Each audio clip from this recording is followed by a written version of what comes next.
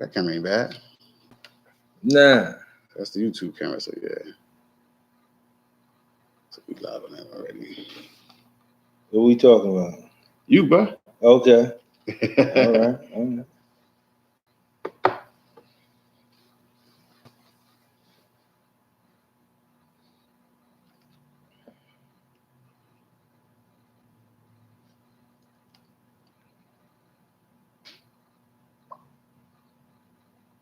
Start your show now. Press 1 to hear. Oh, shit. Your show will go live in 5 seconds. 4, 3, 2, That's 1. the blog talk. I added that. Gotta have this right here, though.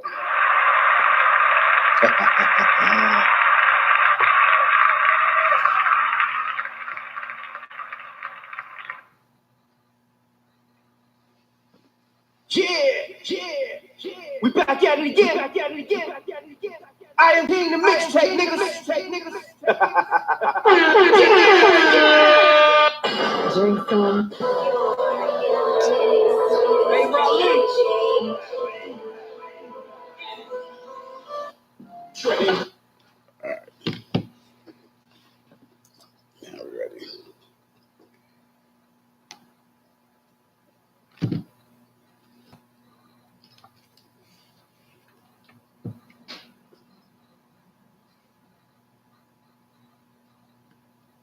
You are now checking out East Trenton's finest DJ, Rally. Drink some. Smoke some.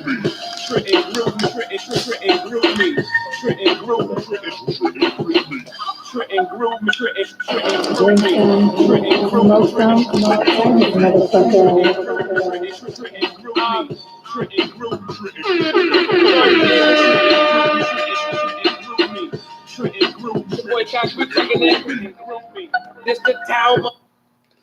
Yo, it's your boy Just Global Unlimited Podcast. We back. Y'all know we gotta play the theme song.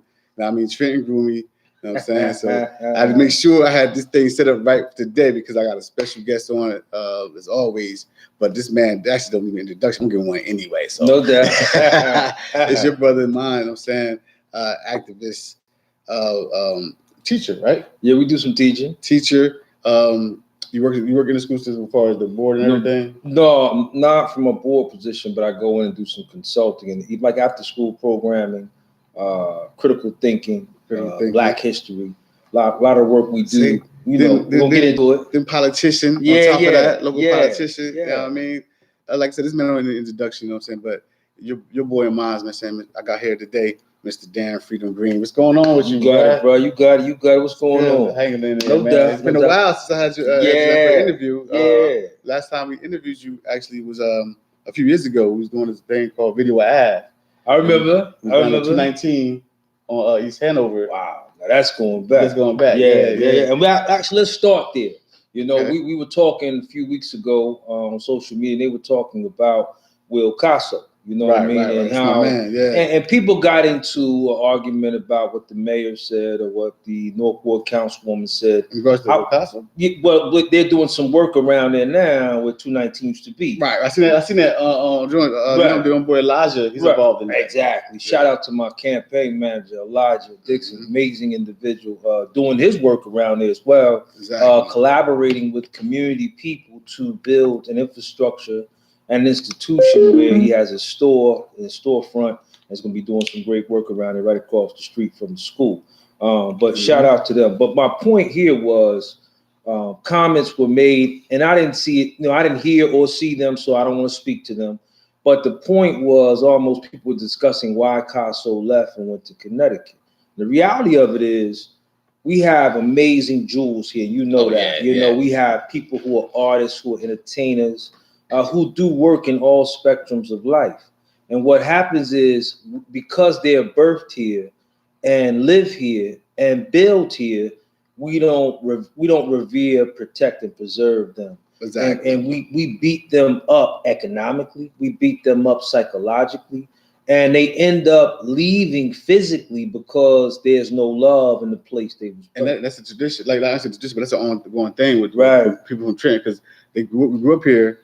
they go on and get better educations and stuff like that, Right. get a trade or even, you know what I'm saying, develop a skill, Right. you know what I'm saying, or art, instead of, you know, them coming home and building their home up because they don't get treated right. Right. For example, with Casa, when it's time for, like, I'm put it on a financial point of view, because when it's time for him to get paid certain things because the work he put in, they want to pay him, but they rather go to outside sources and pay them. Right.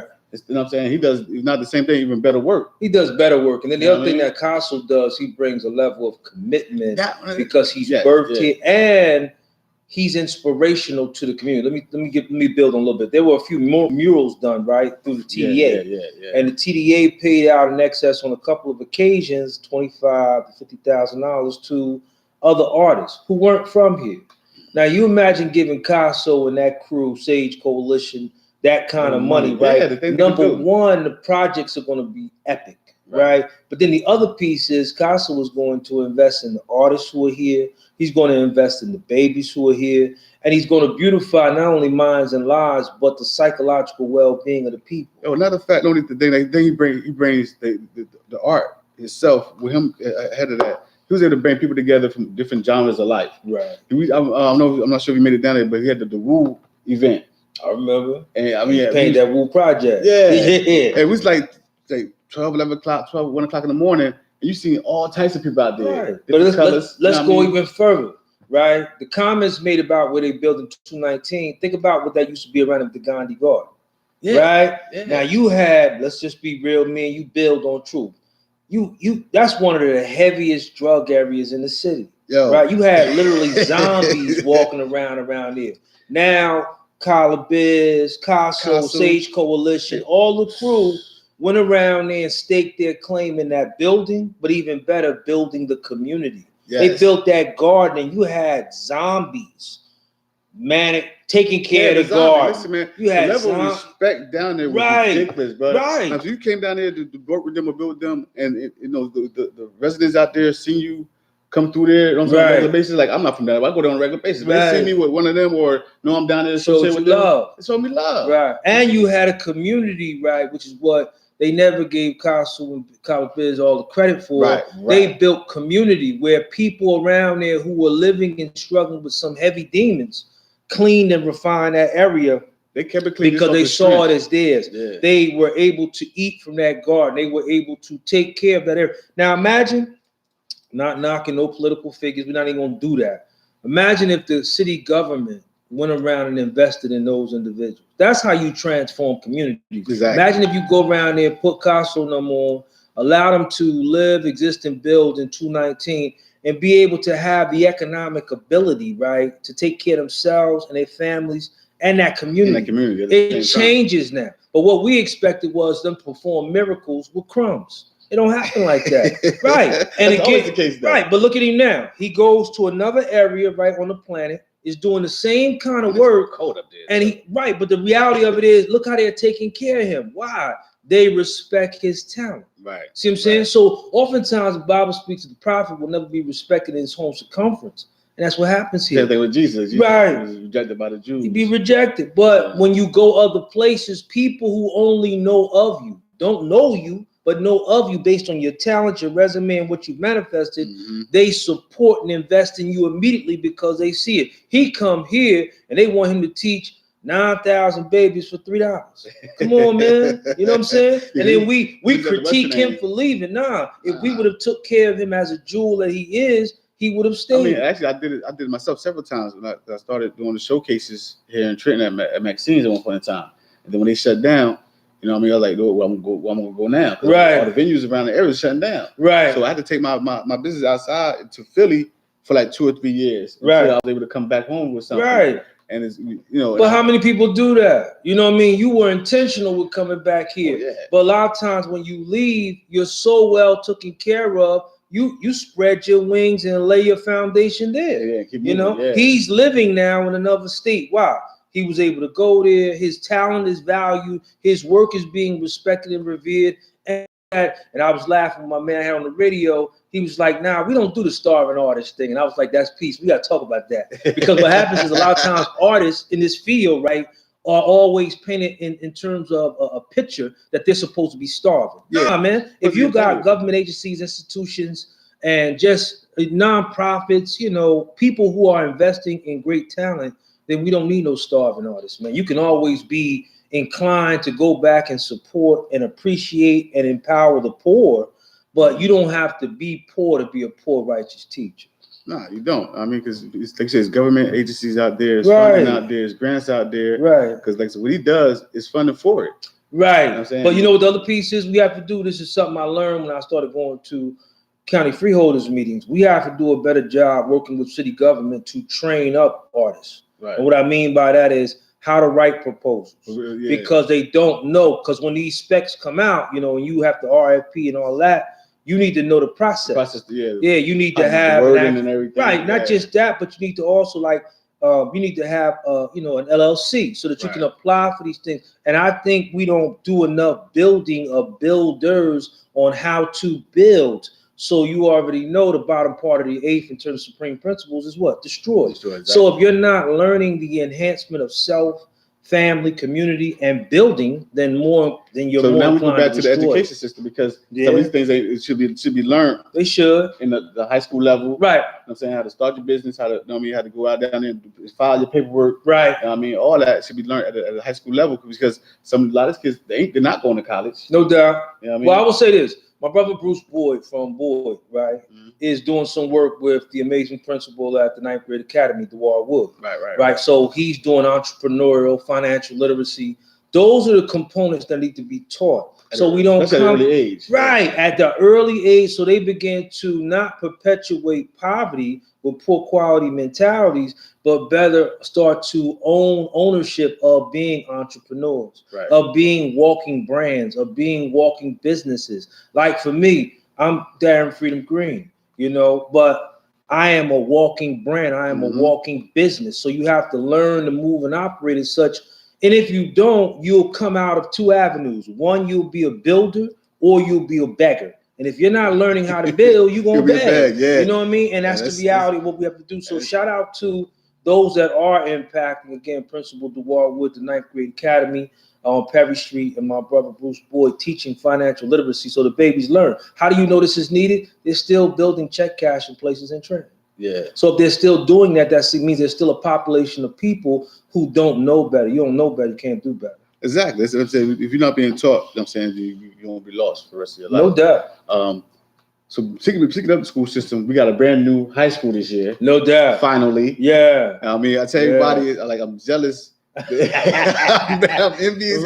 Right. I mean, I haven't done the tour yet, but my wife did. Okay. It was so amazing. It's amazing. I spoke to Devon because he does the fitness over there as well. Yeah, it's amazing. And they said it's so amazing. It's state of the art. And again, shout out to she doesn't get the credit she deserves, Principal Hope Grant. Yeah, the principal, amazing woman, amazing black woman, and has been fighting this fight. And I'm not saying that by herself, but she's the embodiment of the movement that put this in place. She allowed me to be on the SLT rather, school leadership team. Right. And I was actually in the meetings with the groups, the SDA, who built the school. So when you talk about from the blueprints, before we even touched the ground, we were a part of that process. The murals, the setup, the logistics. The clock though, they did away with the clock. They still have that. A lot of the relics they still have. They're just trying to figure out where to strategically place them in the school, or if they're going to do a museum to hold those archives, because they actually have some of the marble stuff still safe. A lot of the archaic stuff. Our school was over 100 years old. Actually. Yeah,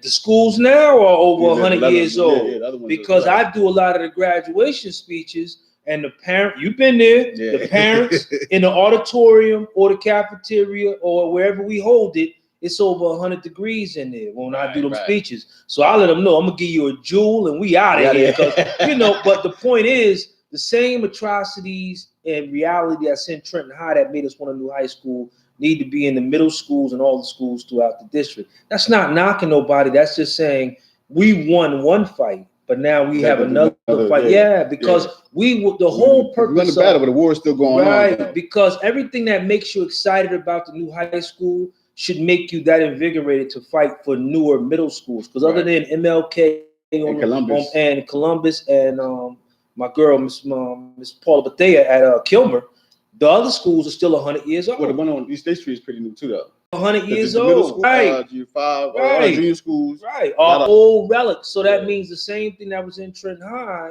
is in those schools. The mold, the The mold, asbestos, the yes, mildew, yes. the So infestation. you think it's a long time coming? Because like I said, we go to school there. Right. You know what I mean, and when we was going to school there, it was ran down. Right. You know what I'm saying? So if it's still standing now, what does that tell you? So whenever we have these conversations now, when I immediately got into politics, I was of the mindset that I needed to throw darts at others, right, to point out their faults. But no, we already are experiencing that. What people want now is to talk about what's wrong and then formulate collective and comprehensive strategy plans together so that we can address it. So when we leave the meeting, we have our assignments, we have a check back in, and we're following up on the work. Their to-do list, whatever. And But if you notice, most meetings me and you go to, there's people getting up and just erupting about all what's wrong. Like that serves no purpose. Yeah, but that doesn't solve anything because okay, we know what's wrong. We all know what's wrong. We're experiencing it. We're living in it. You know, so the goal should be the goal should be to come together, point out an issue, and then collectively work together to address it and resolve it from start to finish, from Genesis to Revelation. Because you said you was there for the blueprints was set up and everything. Yeah. Because I heard different numbers. You know what I'm saying I heard 180 million, 190 million. I want to say the principal grant. It's like 155 million altogether. 155 million. Yeah, it was because I remember it started like 150, but I think it went over. It was a little. We can say 160 to be careful, but I think Principal Grant told me 155. But in that area, that's a lot of money. That's a lot of money. It's a lot of money. But it's state of the art in all aspects. From the cafeteria to the everything, to the auto repair, to the STEM civic part of the building. You know, they brought back the skill, vocation, and trade component. So now you have babies learning that, you know, those areas of development where, again, everybody is not built for college. That's not where everybody's going to go. There are young men I know right now who can take a car apart from start to finish. Well, they need to be fixated on that and being educated in that so they can build a trade, a career, the business. Their certifications and all that. All of that, but the biggest piece I find is to find these babies internships with local businesses and companies. So like, I'll give you another quick example. My man Knowledge, who has Derek, who has the new cheesesteak spot right there on Perry Street. You know, he also does construction right there where Speckle Red used to be. Right. So he's in there now doing cheesesteaks and things of that nature, right? But he also has a construction business, you know, and I've seen a number of young men over to him, and he's picked them up on internships. So now that they're learning the science, they're learning the business, they're learning even more importantly, the science and reality of Black manhood. Because now it's Derek he's a Black man, he's a father, he's a husband. So while they're around him, the whole structure. And if you look at our communities, bro, that's a part of why we fail.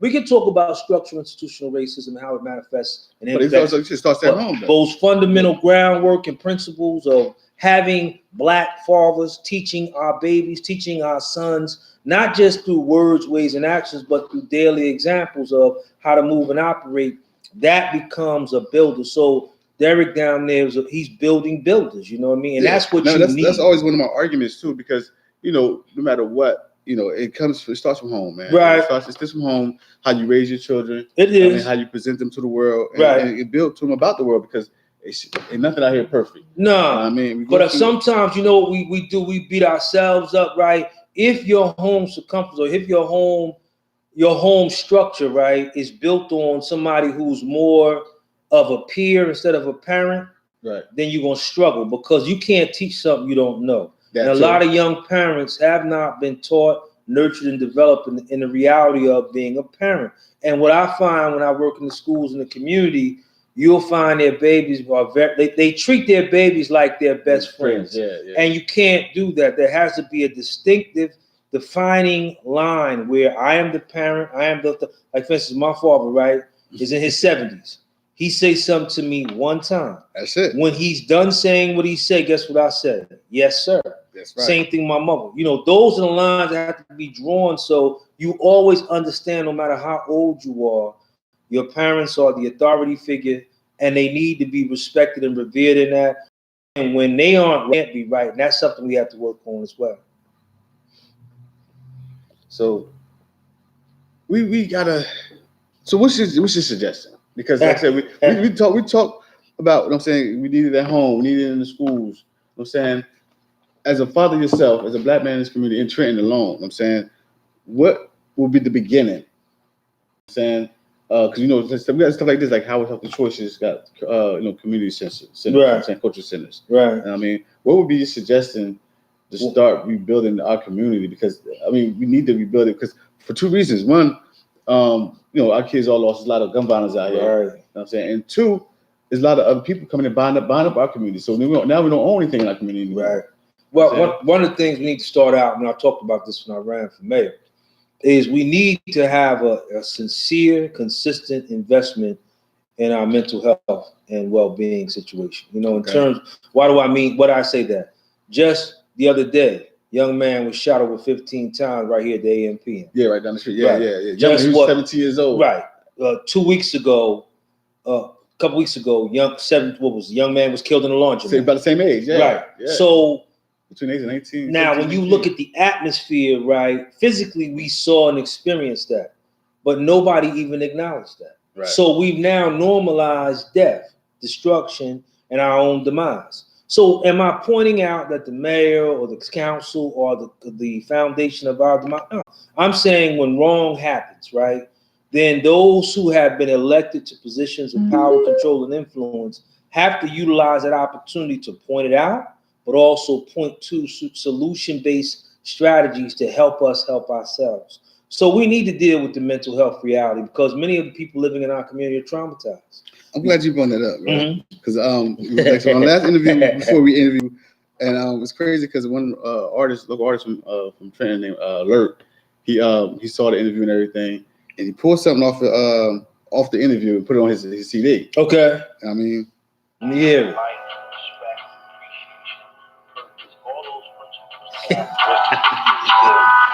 Too many people want to be saluted and want to be highlighted. This work is the reality of God. It's the work that you should be doing because God consciousness, righteousness should be coming to the forefront. That's the signs of the right. Young and Dad was gone. Yo, I remember that. Yeah, I remember that. But that was a few years ago. That was 2 years ago. So my man Steve, who runs it, now they like to talk about shortening his hours and all of that. No, when are we going to address the systemic social why issues? can't we have a place to stop where it's open 24 hours? And strategic wise, even though they're limited on 11 to 7, there needs to be a unit placed right in that parking lot. Right. Because you can't, he's one of the few businesses that are open 24/7. That one, the 7-Eleven down on New York Avenue, and a couple other places. Right. Yeah. So again, when you talk about all that has occurred there, don't come for him. Let's deal with the law enforcement component. Because you figure other night, right? If you got a unit sitting there, stationed at the gas station, are they gonna roll up and shoot like that? Not 2 o'clock in the morning, not. Right. So we can't say that law enforcement will stop everything, but they certainly are a deterrent. We have to prevent situations from happening. But until we deal with the mental health, this is why I love people like Kimmy Carlos who are constantly on the forefront fighting and teaching and educating in these areas. She needs to be a part of the city administration. Now she's the principal, you said, right? No, Kimmy Carlos is a beautiful black woman who deals with the organization UMI.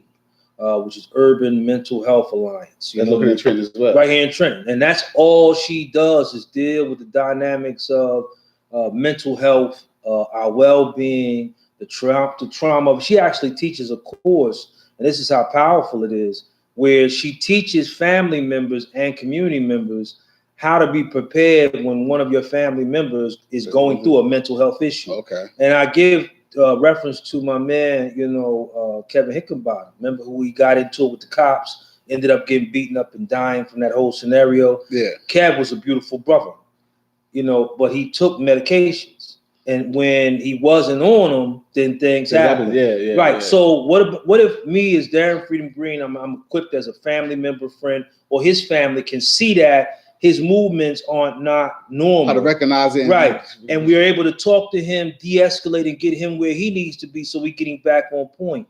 The second piece is we have to learn that you should not call the police when it's a mental health issue. Right. Police officers aren't equipped to do they're that. They're not trained to handle nothing like that. Right. And an officer, I'm just being real, he's trying to get home to his family. Yeah, when things go left, you know what's going to happen. Yeah. So we need to first thought is right. protect yourself first, so Right. you're home. And I'm not faulting them, you know, but when those things happen, we need to have, like, we had Kimmy Carlos as a part of the city help mental, you know, the health and human services component.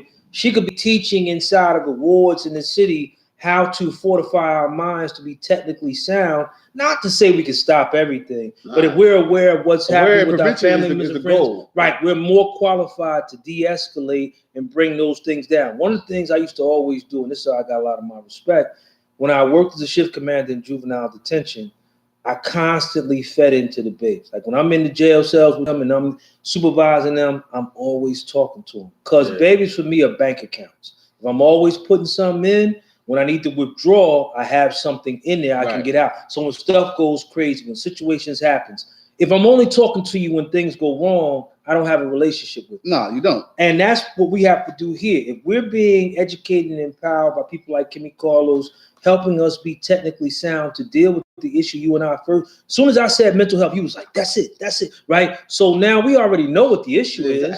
We don't need another forum or panel and all. We need to be dealing with the strategic action plans to address those issues. So basically, that's first and foremost.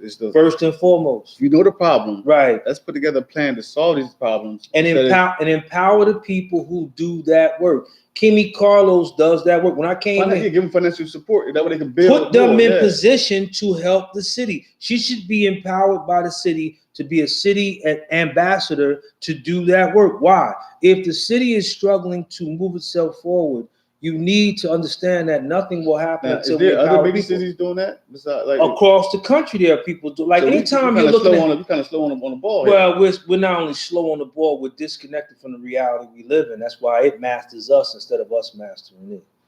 You got me? So to the second piece, though, you want to keep working on empowering communities. You know, the other piece too is we need to make sure that when we deal with economic development in any capacity, we empower the people who are here.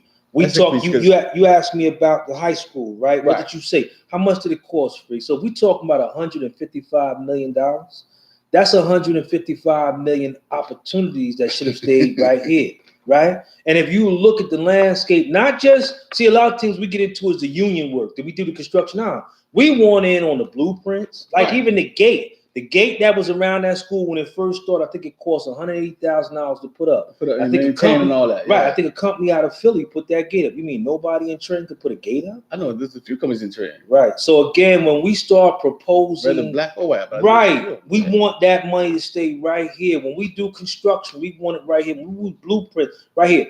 One of the things people need to study through history is Maynard Jackson. Right, he was the mayor of Atlanta. Who built the airport out there. See, you already know the history. I should have known. But the airport being built changed Atlanta. It changed the whole trajectory of that city. It made it the Black Mecca because now people who were painters, who were culinary, who were. I think he did what, like, he said he required at least 70% of the construction there be done by local, right? You know what I'm saying, business. Which means that money stays where? In Atlanta. Yes. So now a company that has 5 employees with having a bank budget where they could have 15. Right. So you're now investing in the people who live in the area. You're Good government deals with good governance, meaning you know how to apply the laws, the policies, the resolutions that benefit the people. Here, we have conditioned ourselves to electing the same people and then expecting different results. No, that's real. Because like I said, because you ran for mayor. And no doubt. At one point in time, my brother Devon ran for no for cancer. Right. I mean, not saying y'all can solve every problem, but y'all are voices of the people or the communities. You know what I'm saying? He's from North Trenton. No doubt. He knows what that community needs. Like, he lives in North Trenton, right on the boulevard. Listen, so he rides down the streets all day long. Listen, I'm not going to knock, again, the councilwoman that's out there, but when you look at the population that exists in North Trenton, it looks like you and I. Exactly. So the leadership should look like you and I. Why? We're of the nuts and bolts and pulse of that community. Right. Problem for us is we do a lot of talking, but we don't nurture and develop people who can sit in these seats. So, like, even if we had an election 2 weeks from now, who would you elect? There's no candidate stepping up. Right. We know that would do the job. And there's no candidate stepping up who we could say, that person knows city government. That person knows how to operate within the political arena. that person has our best interest at heart. And we can vote for them with confidence that working with them, change and transformation can occur. Right. But if you don't have candidates stepping to build, to work, to live within the community, to shape policies that address our systemic issues and concerns, then you will have the same people running. Because like I said, if it was an election held 2 weeks, you will vote in the same people you've been complaining about. Yeah, exactly. Because like you said, you don't know the next person step up. Right. When you don't know nothing about them. Right. You don't know if they will. And when are they going to show up? If you talk about election time, what do people do? They wait right till election time to show up and then say, hey, you know me? No, we don't know you. Exactly. Hey, you know what I want to do? No, we don't know what you want to do. So you end up going with what you know, even if what you know is killing you. Exactly. It's like the drugs and shit like that. I'm saying we're playing that community. I'm saying in the 80s. Right. You know what I'm saying? Now we're going back to the mental health question again because that played a big part. It's the biggest piece in our city. I remember my father, Deacon Ollie Green, right, from Shiloh, right? Mm-hmm. He told me years ago when he was the director of Health and Human Services for the city, he said, son, 1 out of 4 people inside the city of Trenton have some form of mental health or addiction issue. This was years ago. Yeah, go ahead. And the problem was that nobody was addressing it. So when you start talking about an issue that systemically was happening in the 80s, and here we are now in 2019, how deeply rooted and compounding is it? You know, and if we're not addressing it, it's progressively getting worse because situations and problems don't resolve themselves. People have to do that. So I know this is real time life, so somebody had to do it. And that's how we do, man. Listen, it's all good. You know, I host my own radio show, so sitting there talking is what I do.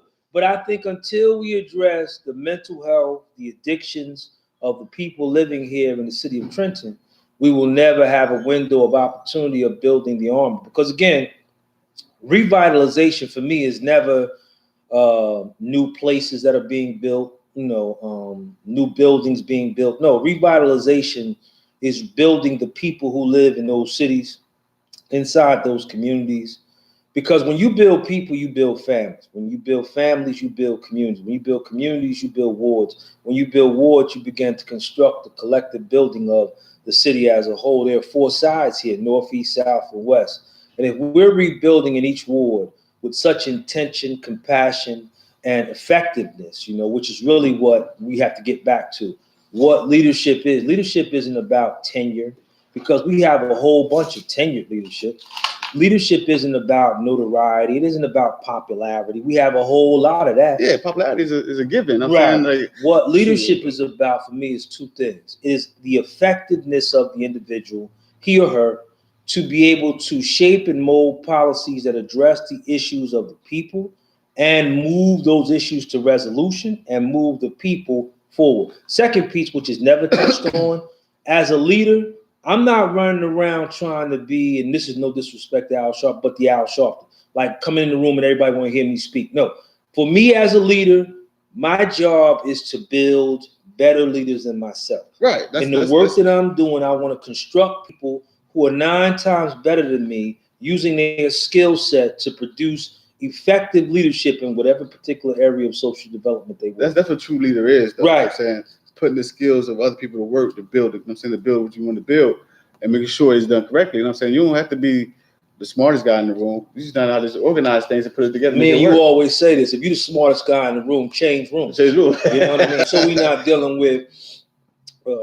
any form of misogyny. If you're the smartest woman in the room, change rooms. Because that's a part of our failure too. We don't address the amazing women who travel this planet and are an essential building block of moving forward. The country's fabric, its DNA, is wrapped in misogynistic rules, laws, and policies. So our women are inherently treated in a substandard manner. Like when we start talking about leadership, we don't even look to women. Like even when people like before, Hillary Clinton had a whole lot of baggage, but we knew she was 9 times better than Trump. Yeah. But people would not allow no woman to be the leader of the free world. They would rather go with somebody who they knew was clueless. And now look what you got. So my point in saying that was, we've got to always approach things in such a way, if we truly want better, where we give our women an opportunity to lead, to guide, to direct, to move forward.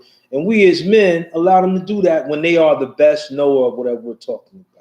Yeah, I mean, you have to put them in the forefront at one point in time or another, because for one, the the population, in general, women is more Yes, more than say it. us. Say it, You know bro. what I mean? So not only their opinions matters, but their work ethic matters as well. Oh, no You know what I doubt. mean, because now you see a lot of a strive where a lot of corporations are trying to, empower women in the business world as well. Oh, no doubt, You know no what I doubt. mean? No, that's strategic too, because unfortunately, as men, we've been indoctrinated to think we always need to be at the forefront. Yeah. Listen, I'm not married, but if my wife making 120 and I'm making 60, we good. We good. Because guess what? We as a family making 180. And we have to learn to understand that society now is directing women to go to the forefront because it plays on men's psychological imbalance of being unable to see themselves as a leader. I'm still the leader of the family, and she's still my wife.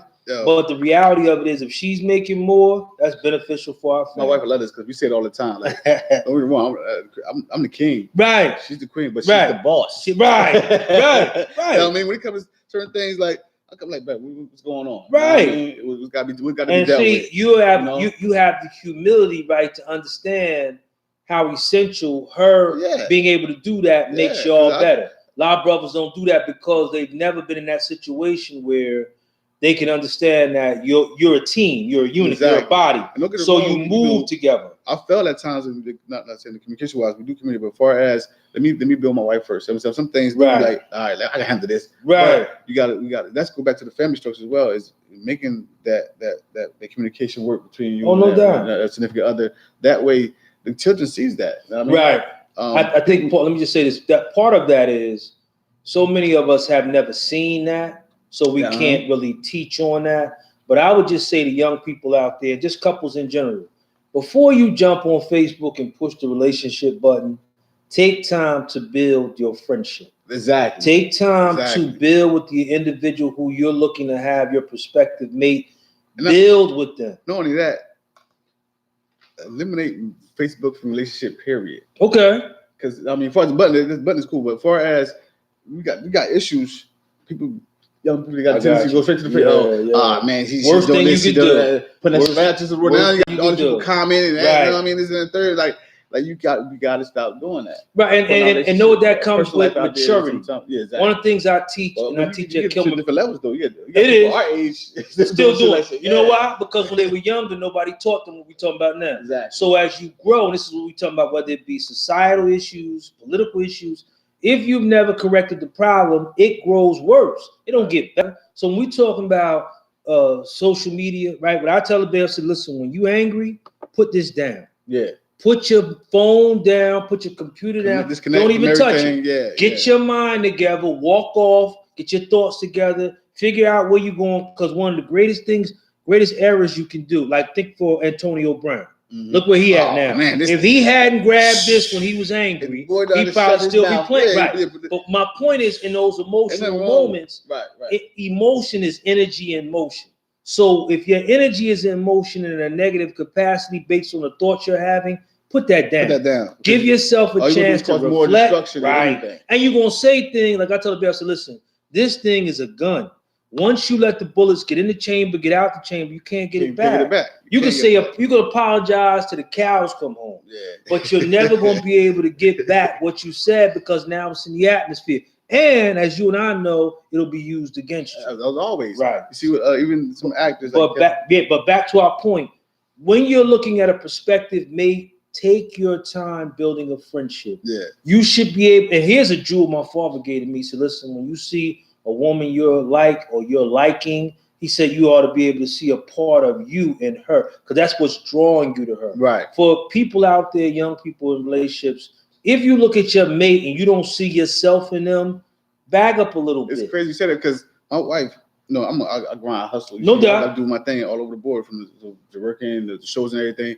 My wife, she got this, like, she works. She kind of like she put in the overtime. Right. That's part of what drew you to her. Exactly. Like I'm sitting there grinding, like, oh, right. Shit, like, I mean, I know if something happened to either one of us, we'd be all right because of our work ethic. You know what I'm saying? Right. I mean, so that's one of the things. Right. But other than that, that drew you to her because you saw yourself in her. That's one component. And then you build on others. Right. Like, for instance, what does she like doing, or what does he like doing? Whatever it is, you need to be able to find common areas of growth and development. Yeah. Because let me say it, because me and you talk raw. After y'all have sex and you hit your highest point and ecstasy and all of that, you're going to come back down to a normalized reality. Like, now what? You know what I mean? What's the conversation about? Right. 31st degree and 136, that's a simple question. Then what happened? So the question becomes, for you, after you go through a process of anything, then what happened? Understanding your knowledge, right? Understanding what you just dealt with. Now what happens? What kind of culture are you building? What kind of livelihood are you dealing with? So if all you have with an individual, male or female, is physicality, it's not gonna last long. Because you need to have you need to have intrigue, conversation, common areas of growth and development, so you can build beyond the bedroom. Because if all you have is the bedroom, it within itself stays within the realm of six, so it's limited. The only thing will come out is kids, right? And a whole bunch of child support. Right.